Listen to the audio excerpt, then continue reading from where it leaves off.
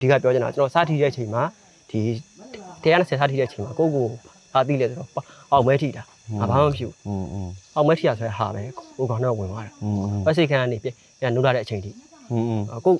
ပေါင်မဲထီတာဆိုတော့ပေါင်မဲထီတာဆိုတော့ရရလေငါဘာမှမဖြစ်ဘူးပေါင်မဲထီတာ AC ပဲပြန်ကောင်းသွားမှာဆိုရအတွေးမျိုးပေါ့ဒါပေမဲ့တကယ်တမ်းထိထားတော့ပြင်းပြင်းထန်ထန်ထိထားဦးတွေပါဖြတ်လိုက်ရတာနော်ဦးတွေကဖြတ်လိုက်ကတကယ်တမ်းဆရာဝန်တွေရဲ့အစနေရတော့ဟုတ်ရင်တော့5% လောက်ပဲရှိတော့တယ်ပေါ့အသက်ရှင်မှုဒါသူတို့ပြောပြတာပေါ့နော်ဒါ 50% ကနေကျွန်တော်ပြန်လွတ်လာခဲ့တယ်ပေါ့ဆရာဝန်တွေအဲ့ဒီစေကမ်းမှာကျွန်တော်ရဲ့ဒီပုံလေးတွေရှိတော့မယ်သူတို့ဟိုဖြစ်အမတ်တရအနေနဲ့သူထားတာပေါ့ရအောင်သူတို့ဒီစူးစမ်းရေးလိုက်တယ်ခဲ့တယ်ပေါ့ကောင်းတာလည်းပါပါတယ်အဓိကဒီဆရာဝန်ကြီးဆုံးသွားတာပေါ့ဒီသူတို့ဒီ CDN ဆရာဝန်တွေပေါ့ဟိုဒီကတော့ဒီသူတင်တာပေါ့အဲ့ဒါကြောင့်မို့သူတို့ CDN ဆရာဝန်ဟို4 ယောက်လုံးဆုံးသွားတာပေါ့ဆုံးသွားတဲ့အချိန်မှာကျွန်တော်ကန်ကောင်းရတယ်ပေါ့အဓိကကတော့